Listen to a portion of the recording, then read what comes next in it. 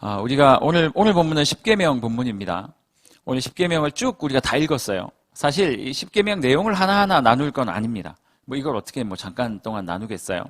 이 십계명을 읽으시면서 목사님 저는 충분히 구원받을 만합니다. 저는 십계명 이 정도는 그냥 밥 먹듯이 지킵니다. 저는 아무런 거리낌이 없어요 하시는 분 있으면 손 한번 들어주시겠습니까? 당연히 없겠죠. 들까봐 빨리 마무리를 한 거예요. 최근에 인터넷에서 그냥 이제 손소독제에 대한 기사를 좀 봤습니다. 여러분 손소독 잘 하고 계세요? 지금 코로나가 또 1단계에서 1.5단계로 넘어왔고 아마 곧 2단계가 될 것 같고 그렇죠? 아마 한두 주만 지나도 또 2.5단계까지 올라갈지도 모르는 상황이라고 이야기를 합니다. 하루에 확진자가 600에서 그 이상이 나올 수도 있다라고 이야기를 하는 게 지금 전망인데 이럴 때일수록 손소독을 잘해야 됩니다, 여러분. 손소독을. 그런데 우연히 인터넷에서 손소독제에 대한 글을 하나 봤는데 제목이 이래요. 손소독제 잘못 사용하면 독이 된다. 코로나 때문에 이제 사람들이 손소독제를 많이 쓰니까요. 잘 사용하자라는 취지의 글인데 조금 더 살펴보면 이렇게 얘기를 하고 있어요. 최근 사람들이 예전에 몇 년 전에 가습기 살균제 때문에 난리가 났었잖아요. 그리고 또 좀 지나서 라돈, 침대에서 라돈이라는 그게 검출돼가지고 사람들을 또 아프게 했어요. 이런 사건들 때문에 화학약품에 대한 부작용이 이제 이것 때문에 사람들이 떠는 거예요. 그래서 많은 사람들이 고통을 받았고 그런 것 때문에 이런 이야기가 생겼습니다. 케모포비아. 이거 여기서 말하는 케모라는 건 케미컬 이야기하는 거고요. 발음 굉장히 괜찮죠? 케미컬.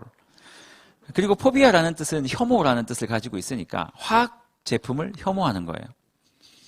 이런 이야기가 생겨지고 있습니다. 그래서 노케미족이라는 또 사람이 있대요. 노케미족 무슨 그런 거 영화 같은데 나오는 그런 거 같은데 재미없네요. 참 분위기가 노목사족 이런 거 나오는 거 아니에요? 목사님의 말씀을 듣지 않겠다 이런. 노케미족이라고 해서 더 이상 화학약품을 사용하지 않겠다. 왜 이렇게 웃어요? 안쓰러워서 그렇죠. 어떤 사람들은 화학약품 못 쓰겠다는 거예요. 나 이거 못 믿겠다. 못 쓰겠다. 코로나가 와도 오히려 화학약품 때문에 죽겠다. 그래서 나 이거 안 쓰겠다 하는 사람도 있고 또 어떤 사람들은요. 여기에 대한 생각이 전혀 없어요. 우리 조이스 형제님들이 주로 그러실 것 같은데 생각이 전혀 없어요. 아무 데서 나가서 푹푹 짜가지고 맞죠? 이렇게 좀 남으면 얼굴도 바르고 소독되라 그러고 그러면서 사용하는 사람도 있을지도 모를 것 같습니다. 요지는 간단해요. 이 사람이 글을 쓰면서 뭐라고 얘기를 하냐면 여러분 우리가 손 소독하라고 준 소독제입니다. 이 물 말고요. 이 소독제라고 친다면 이거는 손을 소독하라고 준 소독제입니다.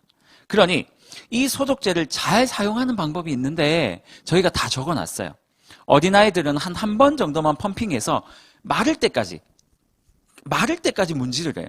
성인은 손바닥이 좀 더 크니까 2번 정도 펌핑하면 된다라고 이야기를 합니다. 그런데 절대로 하지 말아야 할 것이 있습니다. 그건 뭐냐면 이 소독제를 광범위하게 뿌리기 위해서 이걸 물에 타서 분무기에 넣어서 뿌리면 큰일 납니다라는 거예요. 왜 안 돼요? 그래서 이렇게 말하고 있어요.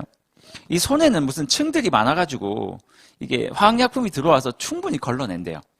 걸러내고 안 좋은 것만 죽일 수 있는 이 기능이 되는데 이게 만약에 호흡기로 들어가면 이게 이야기가 달라진다는 거죠.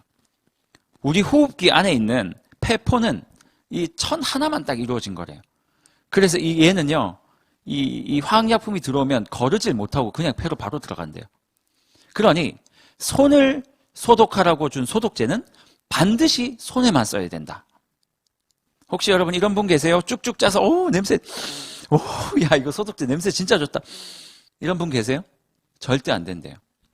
저도 사실 차에서 소독제를 쓰면 그럴 때가 많아요. 차에 이제 냄새가 가득해질 때가 많은데 꼭 환기시키시고. 무슨 말을 하고 있는 거예요? 원래 만들어진 용도대로 사용하지 않으면 아무리 좋은 것일지라도 오히려 우리에게 부정적인 영향을 줄 수밖에 없다라는 거예요. 사실 오늘 우리가 읽었던 십계명이라는 말씀이 딱 그 이야기예요. 하나님께서 십계명을 우리에게 주셨어요. 너무 부담스럽죠. 우리가 성경을 읽을 때도 사실 너무 부담스럽지 않았습니까? 너무 부담스러운 이 계명을 하나님께서 우리에게 왜 주셨을까? 하나님께서 계명을 주신 이유와 목적은 생각지도 않은 채 자기 마음대로 해석하고 자기 마음대로 이것들을 사용하는 사람들이 있더라라는 거죠. 꽤 많은 사람들이 십계명을 읽을 때마다 이렇게 생각합니다. 십계명을 지키지 못하면 하나님 나라에 들어갈 수 없다. 나 그렇게 생각해 본 적 있다. 십계명을 꼭 지켜야 들어갈 수 있다. 뭐 그럼 계명 상관없이 그럼 여러분 다 통과해요? 분위기 왜 이렇지? 장소가 바뀌어서 그런가요? 어떤 사람들은요, 십계명을 잘 지키면 하나님께서 우리에게 복 주신다. 그러니 십계명을 잘 지켜보자 라는 사람도 있습니다. 또 반대편, 어떤 사람들은 이런 거예요. 십계명을 안 지켜도 된다. 십계명은 옛날 주신 법인데 그걸 괜히 지킬 이유가 있겠느냐. 또 반대편 사람은 지켜야 한다. 안 지켜도 된다. 이거를 막 가지고 서로 엄청 싸워대는 거죠. 자기가 가진 생각들을 늘어놓고 자기가 생각한 것, 자기가 느꼈던 것들을 옳다라고 주장하면서 막 엄청 싸워댑니다. 하지만 여러분, 여기서 진짜 중요한 게 뭔지 아세요? 우리가 이 계명을 어떻게 바라보는가가 중요한 것이 아니라 하나님께서 도대체 이걸 왜 주셨는지를 알지 못하면 아무리 좋은 하나님의 말씀이라 할지라도 이것이 오히려 우리에게 독이 된다라는 거죠. 여러분, 십계명을 하나님께서 왜 주셨을까요? 하나님은 왜 이스라엘 백성에게 십계명이라는 딱딱한 계명을 주시고 너희가 이것을 반드시 지켰으면 좋겠다라고 그들에게 요구하시고 요청하셨을까요? 오늘 말씀에서는 이 이야기를 좀 다뤄보기를 원합니다. 사실 성경을 읽다 보면 십계명이 나오는데 우리가 암송하는 사람도 있고 아주 중요하다라고 이야기를 하지만 사실상 십계명이 우리에게 너무나도 부담스러운 계명임은 분명합니다. 아무리 노력하려고 해도 지킬 수 없다라는 생각이 우리 안에 있죠. 하지만 하나님께서 왜 이 계명을 주셨는지, 이 계명을 통해서 우리가 무엇을 얻어가야 하는지를 명확하게 선을 세워놓지 않으면 마치 손소독제를 얼굴에 바르는 사람처럼 오히려 좋은 말씀으로 시작했다가 그것으로 말미암아 부정적인 것들, 우리의 몸을 망가뜨리고 우리의 인생을 망가뜨리는 일로도 사용될 수도 있다라는 겁니다. 혹시 형제님 지금 손소독제 바르고 있는 거예요? 로션이에요? 저는 또 이제 솔선수범 하시는 줄 알고 손소독제였으면 한 5분 정도 저 이야기를 했을 텐데 여러분, 하나님께서 십계명 왜 주셨을까요? 사실 하나님의 목적은 하나밖에 없어요. 죄 있는 백성을 구원하시기 위해. 제가 지금 몇 년째 계속 설교할 때마다 이야기하는 거예요. 하나님께서 성경을 우리에게 주신 이유, 하나님께서 친히 이 땅에 오신 이유는 한 가지밖에 없습니다. 죄 지은 백성들을 하나님께서 구원하시고자 했던 거예요. 하나님의 그 약속, 너희를 구해줄게 라는 그 약속을 지키기 위해서 하나님께서 무엇을 하셨습니까? 인간의 역사 가운데 들어오셨죠. 이스라엘을 선택하셨어요. 아니요, 아브라함부터 선택하셨죠. 아브라함의 자손인 이스라엘은 당연히 그냥 선택이 된 거예요. 자기 조상이 선택됐으니까.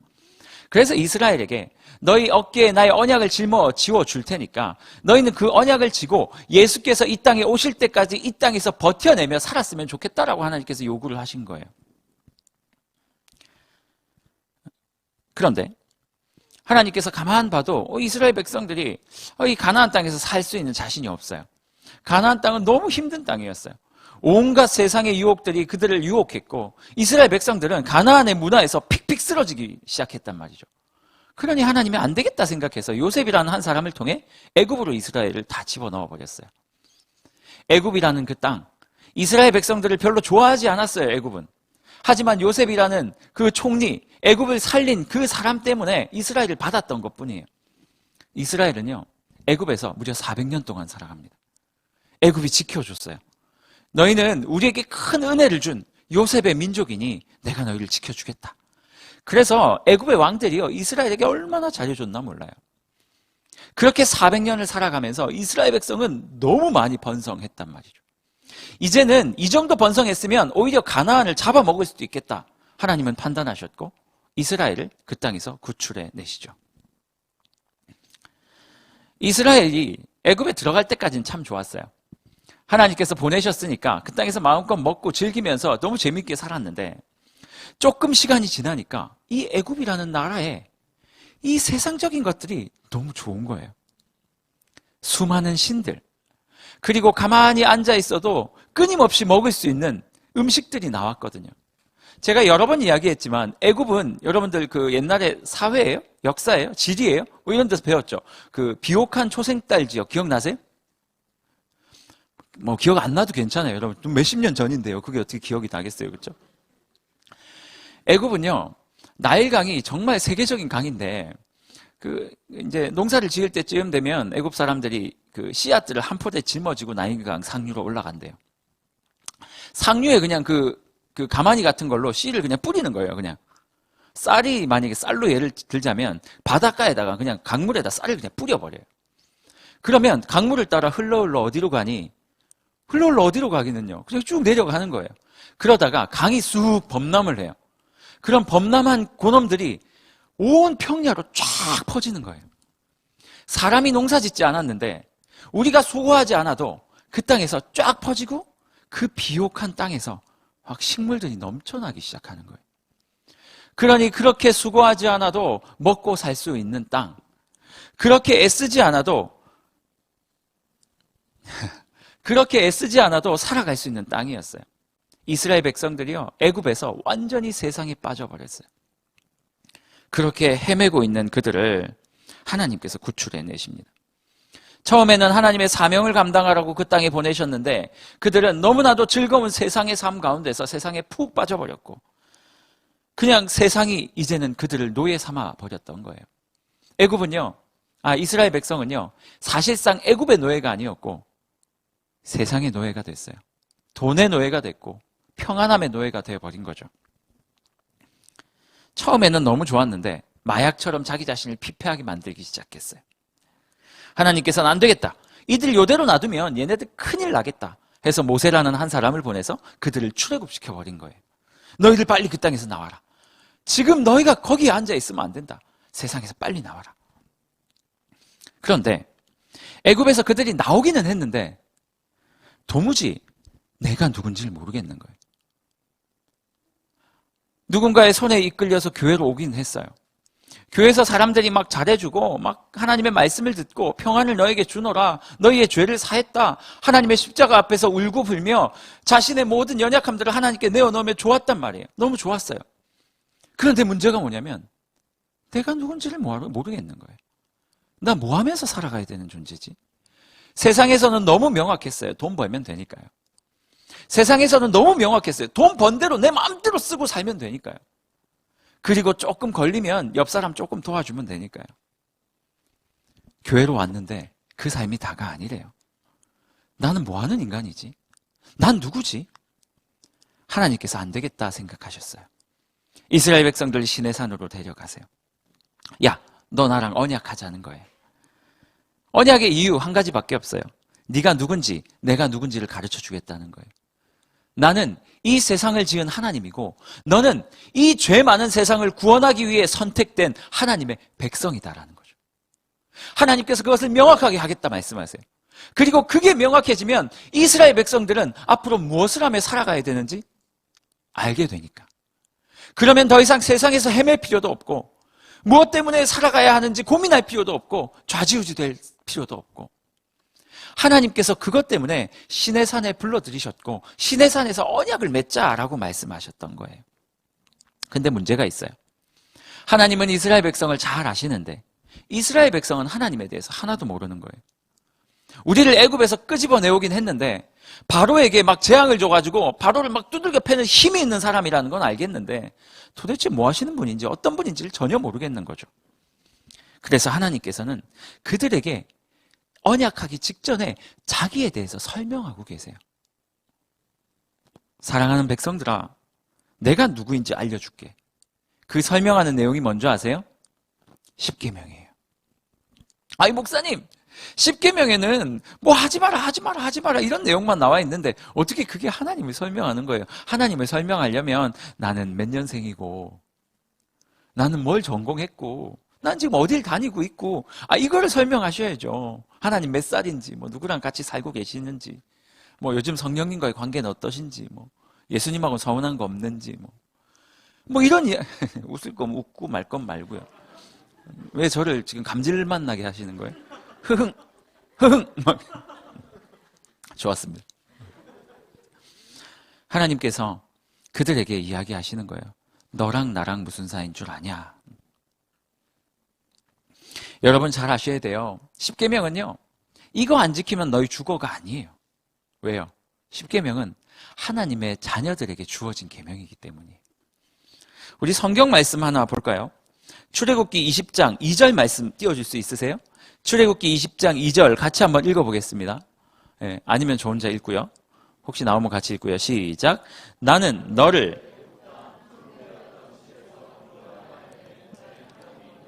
그렇죠. 자, 뭐라고 말해요? 십계명을 주기 전에 뭐라고 말씀하시냐면 나는 너를 애굽 땅 종되었던 집에서 인도하여 낸 내 하나님 여호와니라. 내가 누구냐면 너를 끄집어낸 사람이라는 거죠. 하나님이 이 구절을 통해서 뭘 말씀하고 싶은 거예요? 이제 언약을 통해서 너와 내가 이제 아빠와 아들이다. 우리는 이제 이 아버지와 자녀라는 것들을 이제 언약 맺기 직전에 내가 누군지를 얘기하는 거예요. 내가 너희를 구원해낸 내 아빠라는 거예요. 그리고 그 아빠라고 부를 수 있는 그 자녀들에게 하나님 자신이 누구인지 어떤 분인지를 알려주시는 거예요. 여러분 십계명의 내용이 쭉 나오는데 이거 다 할 수는 없어요. 하지만 적어도 하나님께서 이 계명을 통해서 우리에게 알려주시는 분은 뭐예요? 나는 살인하지 않는 자고, 나는 내 이웃을 다른 사람 거를 탐하지 않는 자고, 원래 죄와 상관없이 하나님이 어떤 존재인지를 설명해주고 너희가 지금 어떻게 찌그러져 있는지를 설명해주는 거예요. 그래서 원래 나는 이런 존재인데 너희의 마음속에는 이 10가지 이상의 죄악들이 있는 것을 내가 잘 안다. 다른 신을 섬기고 싶고, 내 부인보다, 내 아내보다, 내 여자친구보다, 내 남자친구보다 다른 사람의 남자친구가 더 예쁘다고 생각을 하고, 다른 사람이 가지고 있는 재산에 늘 눈독을 들이며, 다른 사람이 잘 되는 건 절대 못 보는 인생이며, 이런 인생임을 내가 안다. 부모에게 맨날 요구는 하지만 부모를 생각하는 것은 별로 없고, 하나님을 늘 떠나가고자 하고, 이런 것이 너희의 지금 상황인 것을 내가 안다. 그런데 너희는 나를 닮은 존재야. 그렇기 때문에 너희에게 나를 설명해 줄 테니까 점점 더 나를 닮아왔으면 좋겠다라고 지금 계속 얘기하고 계시는 거예요. 많은 사람들이, 성도들이 이 지점을 잘 이해하지 못합니다. 하나님은 십계명을 통해, 성경에 나오는 많은 계명을 통해 자기 자신을 드러내 보이셨어요. 사실 여러분, 십계명이라는 거는 굉장히 어떤 의미에서 하나의 명제 같은 거예요. 1계명, 2계명, 예를 들어서 이런 거예요. 살인하지 마라고 나와 있지만 성경에서 그 이후에 이 살인하지 말라는 한 계명에서 수많은 계명들이 파생돼요. 너희가 직접 사람을 죽이는 것도 잘못된 것이지만 너희가 입술로 사람을 죽이는 것도 안 돼. 심지어는 마음으로도 죽이는 것도 안 돼. 생각으로 죽이는 것도 안 돼. 당파를 나누어서 사람들을 고립시킴으로 영적인 죽음도 안 돼. 심지어는 너희가 세상에서 마음대로 살아서 더 이상 사람들이 하나님을 볼 수 없게 사는 그 인생 때문에 영적으로 너희 주변에 하나님을 믿어야 될 자들이 너 때문에 못 믿는 그 영적인 죽음을, 그 영적인 살인을 해서도 안 돼. 하나님께서는 십계명을 쭉 설명해 주셨지만 사실 이 한 계명들이 수많은 계명으로 파생되어져 나가는데요. 실제로 성경에 나와 있는 모든 계명들은요, 하나님이 원래 어떤 존재인지를 가르쳐 주는 거예요. 이 계명을 지키지 마, 지키면 죽어가 아니고요. 원래 나 하나님은 이런 계명들이 말해주는 것과 같은 존재야. 나를 왼뺨을 때려도 오른뺨을 뒤밀면서 사랑할 수 있는 존재가 나 하나님이고, 정말 아파하고 있는 지체를 절대로 그냥 놔두고 도망가지 못하는 게 나 하나님이고, 너희가 죄를 짓기 전에는 나와 꼭 닮은 너무나도 예쁜 아가였는데 이 아담과 하와의 죄가 들어온 다음부터 너희들이 점점 괴물이 되어가고 있구나. 원래 나의 모습대로 점점 닮아오면 안 되겠니? 하나님은 십계명을 통해 자기 자신을 계속 설명하고 계신 것입니다. 많은 성도들이 이 지점을 이해하지 못하고 계명을 어기면 하나님이 마치 진노하시고 하늘에서 불이 떨어진다고 생각하는 거예요. 그래서 맨날 두려움으로 신앙생활을 하는 거예요. 여러분 그러지 않았어요? 십계명 읽으면서 아우 나 이렇게 못 사는데 하나님이 나 혼내면 어떻게 하지? 이런 마음은 없었습니까? 또 아니면 아예 계명 자체를 무시하는 성도님들도 꽤 됩니다. 하나님이 어떤 분이신지 관심 없고요. 하나님이 나에게 어떤 계명을 요구하시는지 전 관심 없고요. 하나님은 그저 내 상황이나 해결해 주시면 됩니다. 라고 생각하는 성도님들도 꽤 있는 것 같습니다. 다시 말하면 어떤 분들은 하나님을 조폭으로 생각합니다. 이 계명 안 지키면 나한테 죽어. 하나님을 조폭으로 생각하고요. 또 어떤 사람은 하나님을 흥신소로 생각해요. 내가 맡기는 그 모든 일을 하나님께서 해결해 주셔야 된다. 하나님 돈 받아 주십시오. 하나님 직장 취업시켜 주십시오. 하나님 결혼 날짜는 제가 잡았으니 신랑 데리고 오십시오. 하나님을 마치 흥신소와 같이 생각하는 사람들도 많아요. 기억하십시오. 하나님은 이 계명들을 통해 자기 자신을 드러내 보이시고요. 하나님은 이 계명들을 통해 너와 나의 관계를 지금 이야기하고 있는 거예요. 아들아, 내가 이제부터 나를 너에게 보낼 거야. 딸아, 내가 너를 보낼 거야가 아니고 보여줄 거야. 내가 나 자신을 너에게 설명하는 이유는 우리와의 관계가 아버지와 아들, 아버지와 딸의 관계이기 때문이야. 두 가지를 꼭 기억하셨으면 좋겠어요. 십계명을 읽으면서 늘 이 고민을 하십시오. 이걸 기억하십시오. 아, 하나님이 우리의 아빠였지. 아, 맞다. 하나님이 십계명 가지고 우리를 때리려고 하는 게 아니라, 아, 하나님이 우리를 아빠라고 말씀을 하고 계시지. 두 번째, 나는 우리 아빠를 사랑하는데 그러면 우리 아빠처럼 좀 살아봐야 되겠다. 어느 날 제가 이제 집에서 출근을 하면서 나왔는데 교회에서 사역을 막 하고 있었어요. 우리 아내에게 띵동 하고 문자가 왔어요. 아, 띵동은 아니었고 카톡이었나요? 저는 무음이니까요. 그냥 왔어요. 사진을 한 장 보냈는데 제가 뭐 사진을 가져오진 않았지만 우리 예찬이가 문 앞에 아빠 셔츠를 입었어요. 근데 저는 그때 알았어요. 제가 생각보다 크구나. 아빠 셔츠를 입었는데 얘 발목까지 내려오더라고요.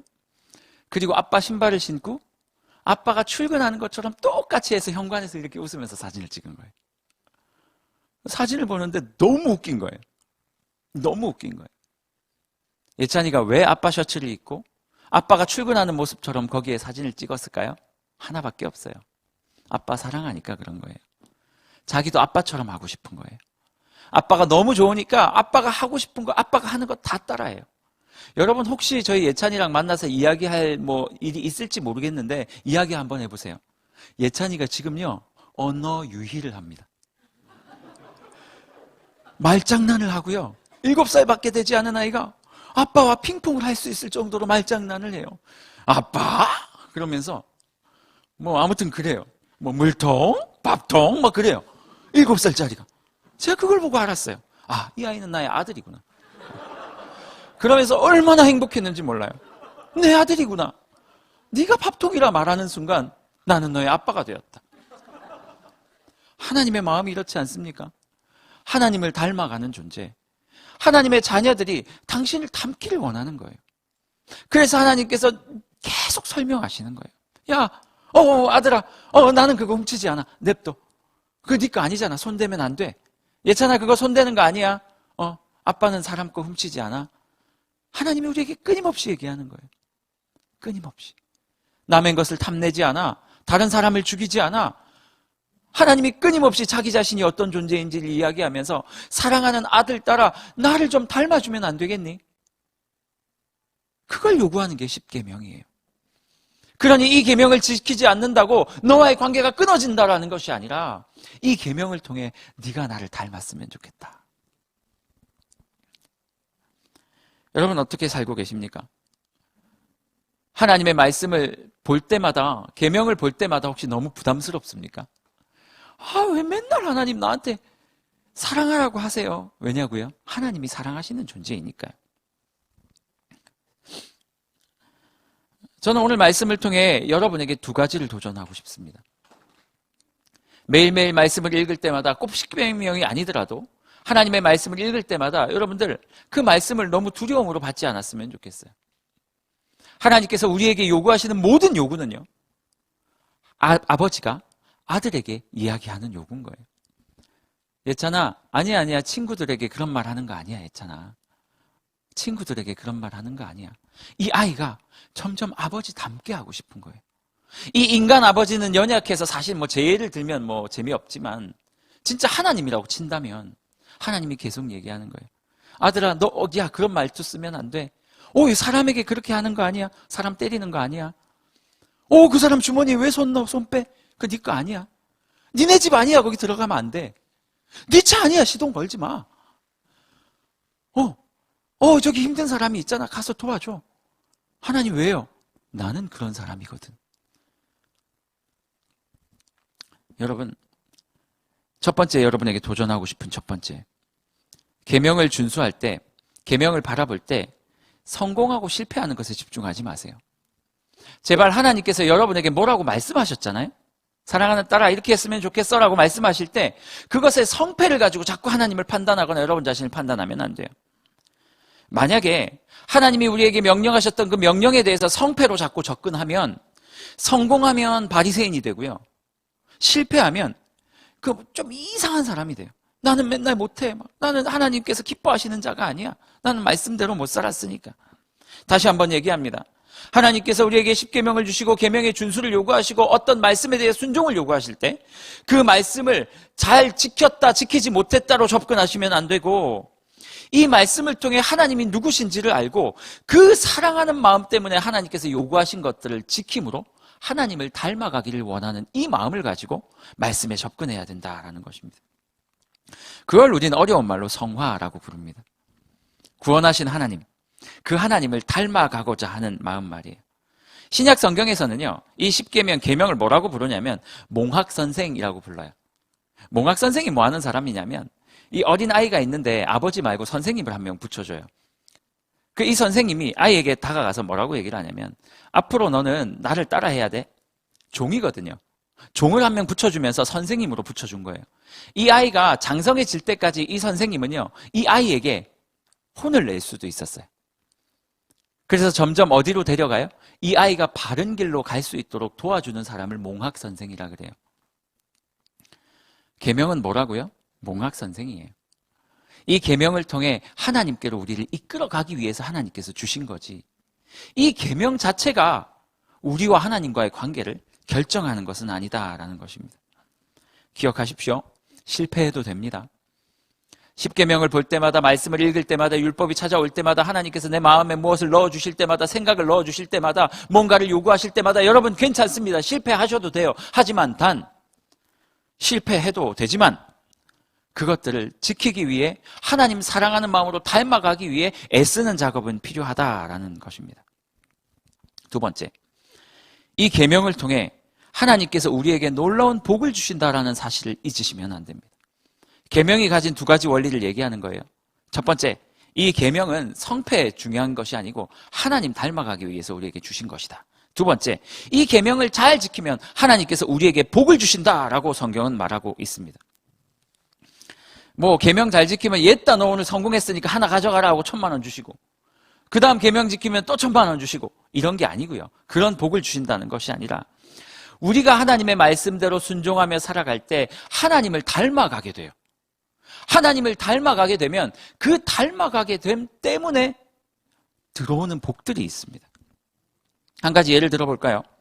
오늘 본문의 4계명에 보면 안식일을 기억하여 거룩하게 지키라라는 이야기가 나옵니다. 여러분, 두 가지 이야기를 하고 있어요. 안식일을 기억하여 거룩하게 지켜라. 기억하라는 말은 항상 머릿속에 생각하라는 거예요. 맞아. 하나님의, 우리로 따지면 주일이라고 할 수 있겠죠. 주일은 하나님의 날이야. 하나님의 날이야. 라고 계속 기억하라 말씀하세요. 그리고 거룩하게 지킨다는 말은 그 날만은 특별히 구별해서 지키라는 말이에요. 안식일날 소개팅 나가지 말자. 안식일날 소개팅 나가지 말자. 장동건이 불러도 나가지 말자. 원빈이 부르면 조금 더 고민해보지만 나가지 말자. 안식일날 친구들이 뭐 하자 그러면 일단은 그거 배제하자. 왜? 하나님 예배하는 날이니까. 안식일은, 주일은 하나님께 예배 드리는 날이니까 그렇게 해야 되겠어. 기억하고 그날을 거룩하게 지키라는 말이에요. 안식일을 위해서 6일 동안 열심히 사셔야죠. 하지만 그날만은 절대로 세상 나가서 살지 말라라는 말이에요. 이 말이 어디서 나왔냐면 이런 이야기예요. 당시 이스라엘 백성들이 출애굽하고 나서 가나안에서 들어갔잖아요. 가나안에 들어가고 나니까 그 전까지는 만나를 계속 먹었어요. 와, 이거 맞나? 이거 진짜, 이거 뭐야? 이거 맞나 하면서 막 먹은 거예요. 이거 맛있는 거 맞나? 먹는 거 맞나? 그러니까 맞다 그래서 막 먹은 거예요. 예찬이가 이러고 있다니까요. 그렇게 만나로 주어지는 삶을 살았는데 가나안 땅에 딱 들어가고 나니까요. 우와, 대박. 내가 원하는 만큼, 내가 일하는 만큼 소득을 얻을 수 있어요. 5일 일하면 50만 원 벌고요. 6일 일하면 60만 원 벌고요. 무려 7일을 일하면 70만 원을 버는 거죠. 내가 일한 만큼 뭔가를 얻게 되니까 이스라엘 백성들이 미치기 시작했어요. 오, 대박! 우와, 가나안 여기 완전 대박인데? 야.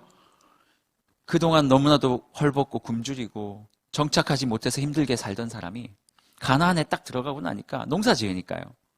내가 하루라도 더 애쓰면 하루라도 애쓴 만큼 결실이 돌아오는 거예요. 그래서 이스라엘 백성들이 어떻게 살았는 줄 아세요?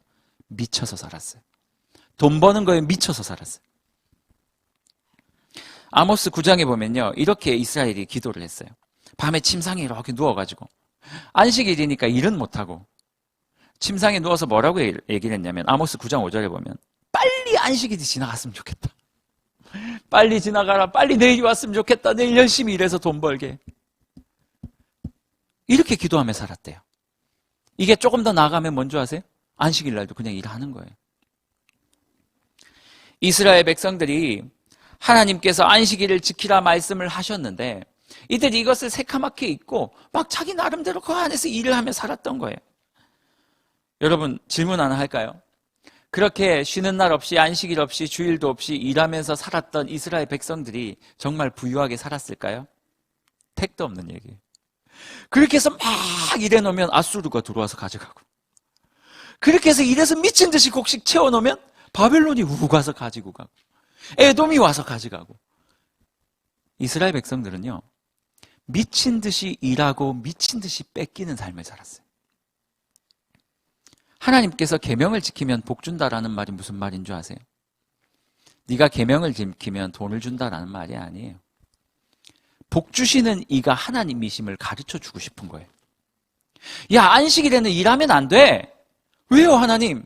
내 일해서 돈 벌어야 되는데요. 우리 애 우리 친구 생일 선물도 사줘야 되고요. 돈 벌어야 돼요. 막 아파트도 사야 되고요. 무슨 뭐도 사야 되고요. 자동차도 사야 되고요. 결혼 자금도 모아야 되고요. 돈 벌어야 되는데요. 아니야. 일하지 마. 왜? 복은 나로부터 시작되는 거야. 하나님께서 이 계명은 준수를 요구하시는 것은요, 이 계명을 지킴으로써 내가 무엇을 얻을 수 있다가 아니라 이 계명을 지킴으로써 하나님이 어떤 존재인지를 알게 되고 그 하나님을 알고 나면 그 하나님으로부터 참된 복이 우리 가운데 들어온다라고 지금 말하고 있는 것입니다. 여러분 기억하십시오. 안식일을 지키면 세상으로부터 노예가 되지 않습니다. 세상의 종으로부터 풀려날 수 있다는 거예요. 안식일을 지키지 않으면 세상의 종이 돼요. 그래서 열심히 일하지만 결코 행복한 인생을 살아갈 수 없습니다. 하지만 안식일을 지키는 자들은요, 세상에서 뒤처지는 것 같은데 하나님께서 주시는 그 귀한 복락을 누리면서 살아가는 인생이 된다라는 말씀입니다. 여러분, 매일매일 여러분에게 주어지는 하나님의 음성이 있을 줄 압니다. 큐티, 설교, 매일매일 음성이 있을 줄 압니다. 그 음성을 혹시 외면하면서 살고 계십니까? 만약 그렇다면 여러분에게 도전하기를 원합니다. 그러시면 안 됩니다. 하나님께서 주시는 말씀을 붙드십시오. 그러면 그 말씀을 통해 하나님이 누구인지를 알게 됩니다. 하나님이 누구인지를 알게 되고 그 하나님을 우리가 닮아가게 됩니다. 그 하나님을 닮고 나면 세상이 줄 수 없는 복락들을 누리게 됩니다. 그제서야 하나님의 백성이 누리는 평안과 기쁨을 우리가 맛보게 된다라고 성경이 말하고 있는 것입니다. 오늘 딱 한 가지만 여러분에게 부탁드리고 싶은 게 있습니다. 여러분, 하나님을 닮아가시기를 바랍니다. 하나님의 말씀을 지킴으로 말미암아 하나님을 닮아가시기를 원합니다. 하나님의 계명은 우리를 겁주기 위해서 주신 것이 아닙니다. 목사님, 저는 용서받지 못할 죄를 지었는데요. 여러분, 세상에 용서받지 못할 죄가 어디 있습니까? 하나님이 예수님을 주셨는데. 목사님, 저는요, 예배 제대로 드리지 못했는데요. 괜찮아요. 지난 시간들 하나님께서 다 괜찮다 말씀하세요. 괜찮아요. 지금 우리에게 하나님께서 요구하시는 것, 그 말씀에 순종함으로 말미암아 하나님의 평안을 가져가시는 여러분들이 됐으면 좋겠어요. 우리 찬양했으면 좋겠는데요.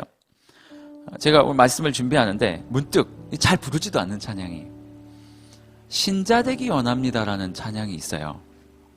그 찬양의 마지막 가사가 4절 가사가 이래요. 예수 닮기 원합니다.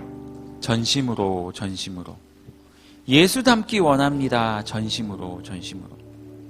제가 말씀을 준비하는데 계속 이 찬양이 머릿속에, 가슴속에, 입술에 계속 울려 퍼지는 거예요. 하나님, 진짜 우리 청년들이 하나님의 말씀을 읽으면서 때때로는 부담스러운 계명이 나올 때도 있지만 이것들을 보면서 좀 하나님을 알았으면 좋겠습니다. 그 말씀에, 어려운 말씀에 한 번 순종하면서 한 걸음 더 하나님께 다가가고, 어렵지만 두 번 순종하면서 두 걸음 더 하나님께 다가가고, 그러한 삶을 살면 좋겠습니다. 제가 이 찬양을 같이 나누려고 이렇게 보다가 왠지 이 찬양에 사연이 있을 것 같은 거예요. 그래서 제가 인터넷에 열심히 찾았어요. 신자 되기 원합니다. 이 곡의 배경이 어떻게 될까? 그러니 한 블로그에서 이 배경을 쭉 설명하고 있는 걸 발견했어요. 이거래요. 흑인 연가래요. 처음부터 찬양으로 만들어진 게 아니고 흑인들이 불렀던 노래인데, 백인들이 이제 흑인들을 노예로 삼았잖아요. 그래서 이제 흑인들이 백인 밑에서 노예로 이렇게 살다가 어느 날 백인이 믿는 하나님에 대해서 이야기를 들은 거예요. 그런데 그 하나님이 이 고통스러운 세상 마지막에 천국이라는 걸 준비해 놓고 사람들, 하나님을 믿는 자, 크리스천이 되는 자들에게 이 천국을 주겠다라고 말씀하신 이야기를 들은 거예요. 그래서 너무 하나님을 믿고 싶은 거예요. 근데 당시 법이 어땠는 줄 아세요? 신학자들이 뭐라고 얘기했는 줄 아세요? 흑인들은 예수 믿지 못한다. 심지어는요, 그때 당시에 여자들도 예수 믿지 못한다. 이런 이야기까지도 있었어요. 말도 안 되는 얘기. 이 흑인들이 너무 마음이 아픈 거예요. 그래서 자기 주인을 찾아간 거예요, 한 흑인이. 그래서 자기 주인에게 My Lord, 하나님 말고 주인님, 나 예수 믿고 싶어요. 주인님, 저도 크리스천이 되고 싶습니다. 진심이에요. 나도 예수 믿게 해주시면 안 됩니까? 그가 그 주인에게 간절함으로 요청했던 그 요청이요, 이제 그 더 로드가 주인이 아니라 하나님이 된 거예요. 그래서 더 로드, 주인님, 하나님, 나 신자 되고 싶습니다. 저 이 배경을 들으면서 이 찬양을 혼자 계속 불렀는데 너무 마음이 동하는 거예요. 하나님, 그렇습니다. 하나님, 우리에게 이 갈망이 필요합니다. 그 흑인들이 가졌던 그 갈망이 필요합니다. 예수 닮기 원합니다. 비록 하나님의 계명을 지키기 위해 우리의 많은 것들을 쏟아붓더라도, 그것을 내어놓더라도 예수 닮기를 원합니다. 신자 되기를 원합니다. 하나님, 우리 사랑하는 청년들의 가슴 속에 이 예수 닮기 원함의 이 갈망을 허락하여 주시옵소서. 그래서 하나님의 말씀을 읽을 때마다 우리의 모든 것들을 내어놓고 예수 닮는 인생들 될 수 있도록 주님 역사하여 주시옵소서. 우리 이런 마음으로 같이 한번 노래합니다. 이렇게 찬양하길 바랍니다. 신자 되기 원합니다.